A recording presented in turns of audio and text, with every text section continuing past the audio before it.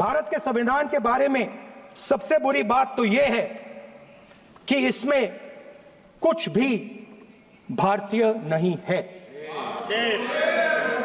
भारत के संविधान के बारे में सबसे बुरी बात तो यह है कि इसमें कुछ भी भारतीय नहीं है।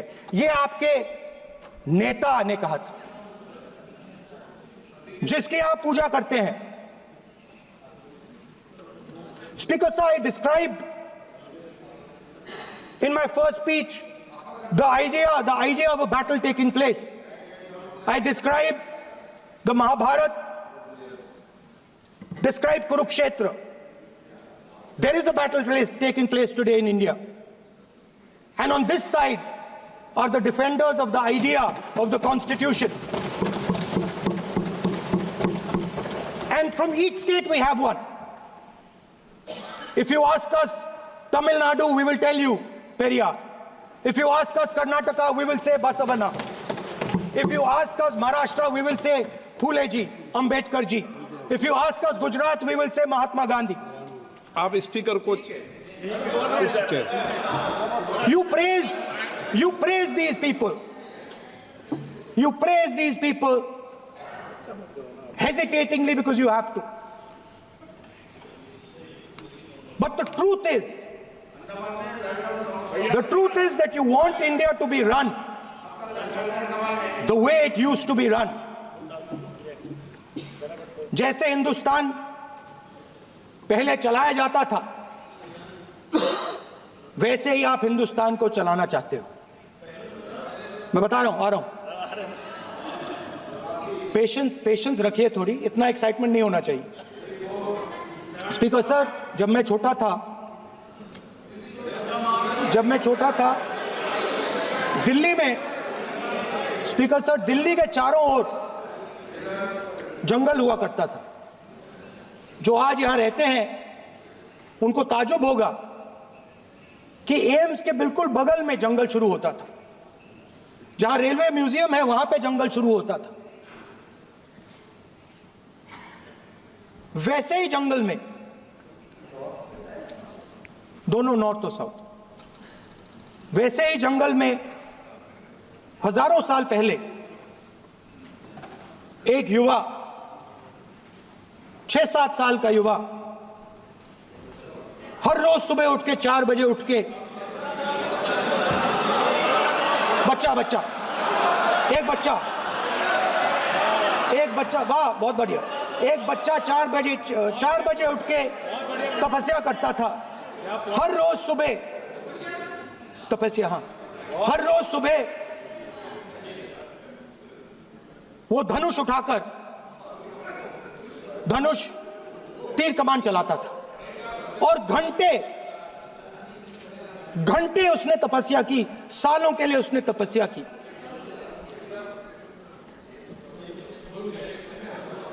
पास लोगों को पता लगने लगा कि लड़का है। यही तो आप नहीं समझ सकते हो, यही तो प्रॉब्लम है। धनुष में तपस्या है, मनरेगा के काम करने में तपस्या है। तपस्या का मतलब शरीर में गर्मी पैदा करना, समझिए। हाँ, तब का ये मतलब है, तपस्या का ये मतलब है। तो ये तपस्या कर रहा था, लोगों को पता लगा और वो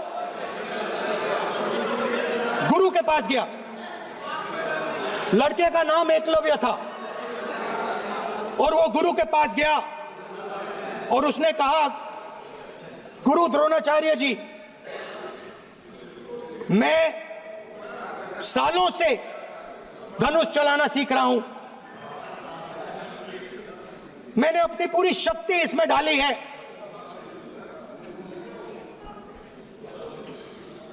आप मेरी मदद कीजिए, आप मेरे गुरु बनिए।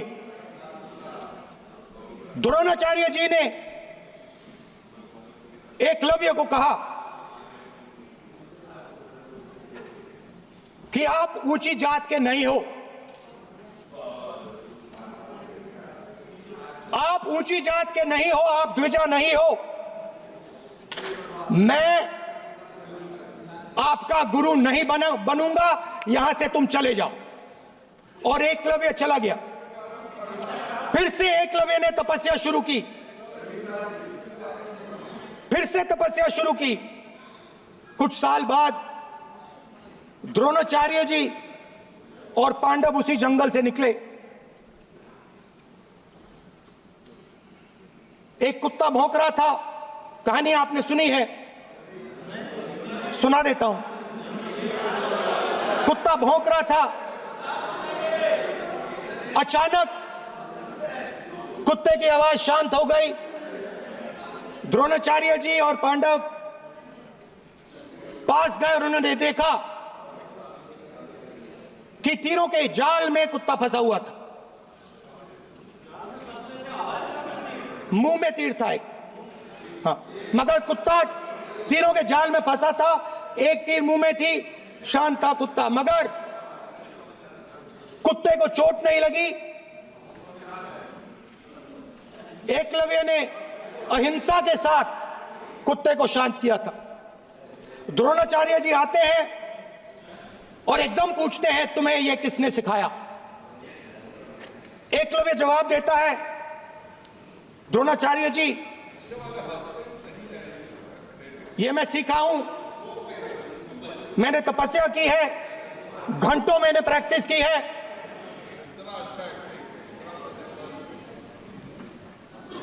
आपने मुझे गुरु बनने से मना किया था, तो मैंने एक मूर्ति, मट्टी की मूर्ति सामने रखी और मैंने प्रैक्टिस की और मैं सीखा। द्रोणाचार्य जी खुश नहीं हुए। द्रोणाचार्य जी ने एकदम कहा, तुम्हें मुझे गुरु दक्षिणा देनी है। नहीं नहीं, ये आपकी स्टोरी है, ये आपकी स्टोरी है। मेरी स्टोरी है कि द्रोणाचार्य ने पूछा।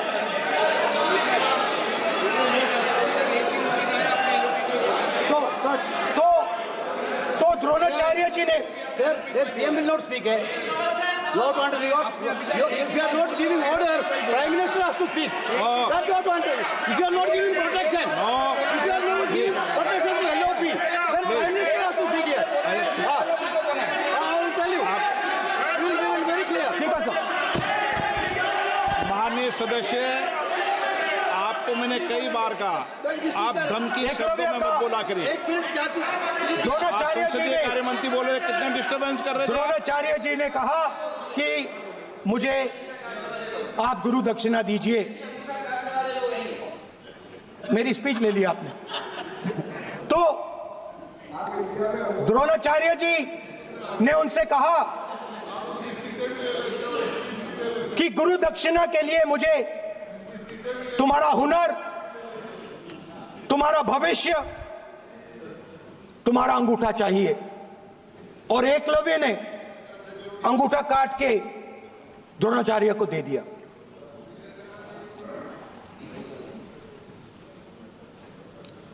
यह अभय मुद्रा है। इसमें कॉन्फिडेंस, स्ट्रेंथ, निडरता कहां से आती है? हुनर से आती है, इस अंगूठे से आती है। ये लोग इसके खिलाफ हैं। जैसे द्रोणाचार्य जी ने एकलव्य का अंगूठा काटा, वैसे ही आप पूरे देश का अंगूठा काटने में लगे हुए हो।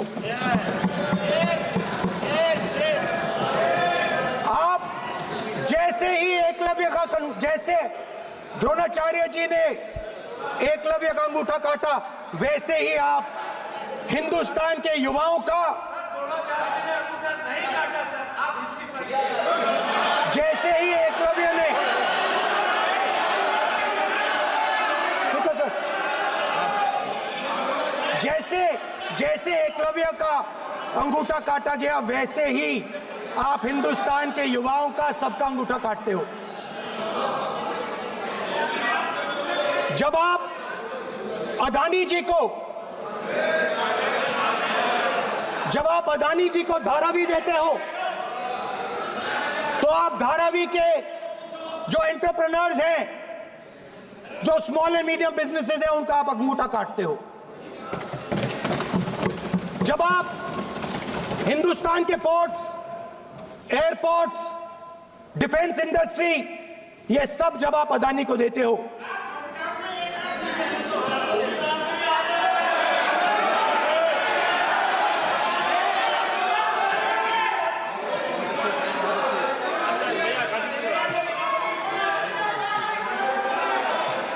हिंदुस्तान के सारे जो फेयर प्ले बिजनेसेस हैं,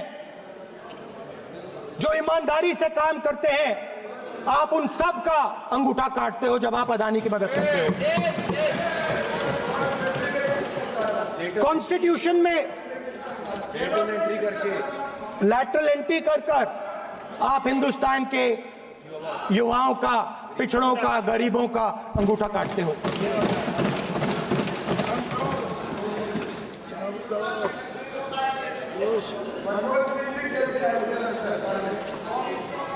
सर, स्पीकर सर, जैसे एकलव्य ने प्रैक्टिस की थी, वैसे ही हिंदुस्तान के युवा सुबह उठकर 4 बजे उठकर अलग अलग एग्जाम्स की तैयारी करते हैं।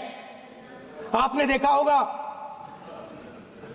पहले हजारों युवा सुबह उठकर रनिंग करते थे, वेट ट्रेनिंग करते थे आर्मी में जाने के लिए। जब आपने अग्निवीर लागू किया तो आपने उन युवाओं की उंगली काटी। जब आप पेपर लीक कराते हो, 70 बार आपने पेपर लीक करवाया है, तब आप हिंदुस्तान के युवाओं के अंगूठा काटते हो।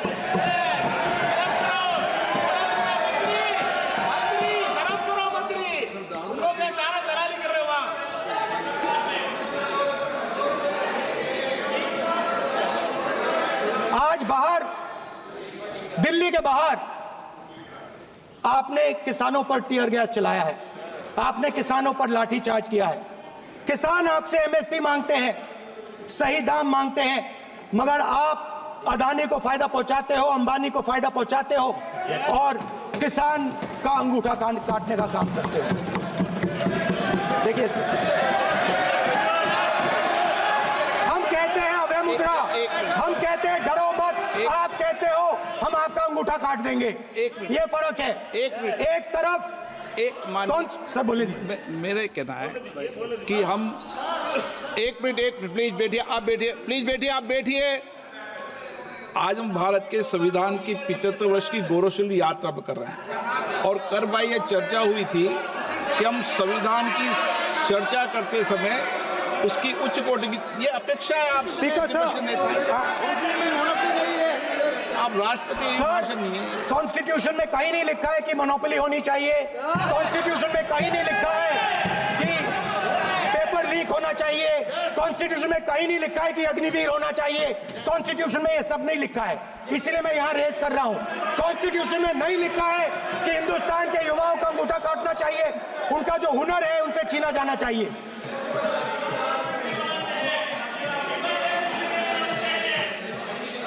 बैठे कर रहे हैं सर, 5 बजे हम भी बैठे करेंगे। अब कुछ नहीं बोलना है उस टाइम पे। 5 बजे देखिएगा, 5 बजे देखिएगा क्या कर। स्पीकर सर, मिलेगा। मैं कुछ दिन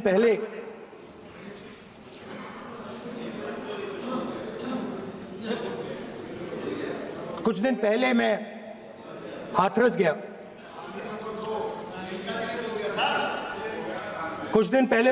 गया। हाथरस में 4 साल पहले एक लड़की का बलात्कार होता है। गैंग रेप होता है। 3-4 लोग गैंग रेप करते हैं। मैं 2-3 दिन पहले उस लड़की के परिवार के घर में गया।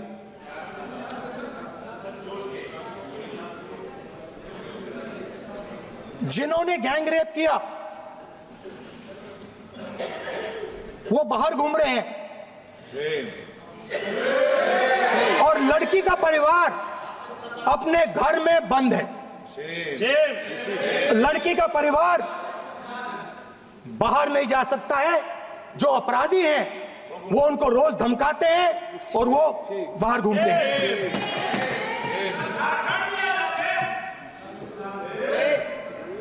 परिवार ने मुझे बताया कि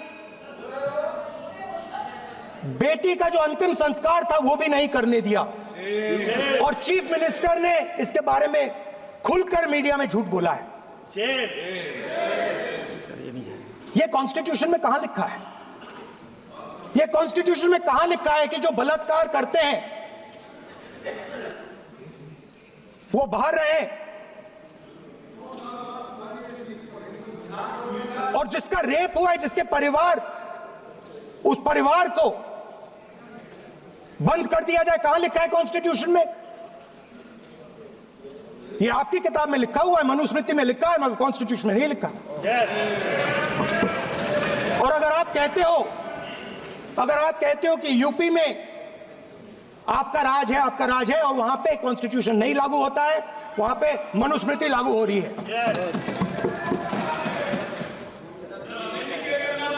परिवार ने मुझे कहा कि यूपी की सरकार ने उन्हें वायदा किया था, कहा था कि हम आपका रिलोकेशन करेंगे, आपको कहीं और रहने की जमीन देंगे। आज तक 4 साल हो गए हैं, आज तक उनका रिलोकेशन नहीं किया गया है। और हर रोज उन्होंने मुझे फोटो दिखाई, वो बाहर निकलते हैं और जिन्होंने बलात्कार किया वो धमकाते हैं उनको। तो मैं इस हाउस में कहना चाहता हूं कि अंबेडकर जी के संविधान वाले लोग, इंडिया गठबंधन वाले लोग, हम सब मिलकर उस परिवार का रिलोकेशन हम करेंगे अगर आप नहीं करोगे तो। और हिंदुस्तान के हर गरीब व्यक्ति को हम ये कहना चाहते हैं, आपकी रक्षा कॉन्स्टिट्यूशन करता है और ये बीजेपी के लोग कॉन्स्टिट्यूशन पर 24 घंटा आक्रमण करते रहते हैं। कॉन्स्टिट्यूशन में लिखा है prohibition of discrimination on grounds of religion, race, caste, sex और place of birth. The state shall not discriminate against any citizen on grounds only of religion, race, caste, sex, place of birth or any of them. Some days back, youngsters from Sambal came to see me. Innocent people, they had done nothing. They were just, वो बस पास में थे, 5 लोगों को गोली मार के हत्या कर दी। ये कहां लिखा है कॉन्स्टिट्यूशन में? ये कहां लिखा है? कॉन्स्टिट्यूशन में तो लिखा है prohibition of discrimination of grounds of religion. और जहां भी आप जाते हो, एक धर्म को दूसरे धर्म से लड़ाते हो, नफरत फैलाते हो। कहां लिखा है कॉन्स्टिट्यूशन में? कहां लिखा है कॉन्स्टिट्यूशन में कि एक धर्म को दूसरे धर्म से लड़ाना है? कहां लिखा है कॉन्स्टिट्यूशन में कि दलित परिवार को बंद करके अंदर रखना है और उनके अपराधियों को बाहर घूमने देना है? कौन से कॉन्स्टिट्यूशन में लिखा है? मुझे दिखाइए।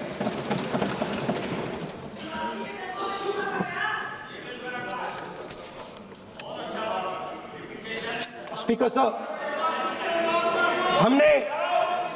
हमारी जो विचारधारा है, इंडिया गठबंधन की विचारधारा है, वो देश में कॉन्स्टिट्यूशन लाई है। हम सब मिलकर कॉन्स्टिट्यूशन की रक्षा करते हैं। अंबेडकर जी ने कहा था,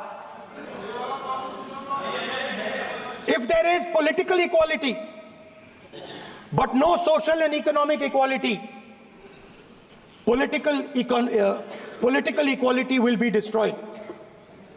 ये अंबेडकर जी के शब्द हैं और आज ये बात सबके सामने है। पॉलिटिकल इक्वालिटी जो थी वो खत्म हो गई है। हिंदुस्तान के सारे इंस्टीट्यूशंस कैप्चर कर लिए गए हैं। सोशल इक्वालिटी नहीं रही, फाइनेंशियल इकोनॉमिक इक्वालिटी नहीं रही। इसीलिए हमारा अगला कदम जाति जनगणना होगा। हम देश को दिखाना चाहते हैं कि आपने किन लोगों का और कहां कहां अंगूठा काटा है। हम दलितों को, आदिवासियों को, पिछड़ों को, किसानों को, मजदूरों को दिखाना चाहते हैं कि आपने किस किस का अंगूठा काटा है। इसलिए जो मैंने वायदा किया था, इसी हाउस में यहां हम कास्ट सेंसस लागू करेंगे और उसके बाद हिंदुस्तान में एक नए तरीके का विकास होगा, एक नई तरीके की राजनीति होगी। जो मैंने पहले कहा था, जो आपको अच्छा नहीं लगता है, 50% रिजर्वेशन, उस दीवार को हम यहां तोड़ेंगे। 50% रिजर्वेशन की दीवार और जाति जनगणना हम यहां करा के दिखाएंगे। आपको जो कहना है कर लो, कह लो।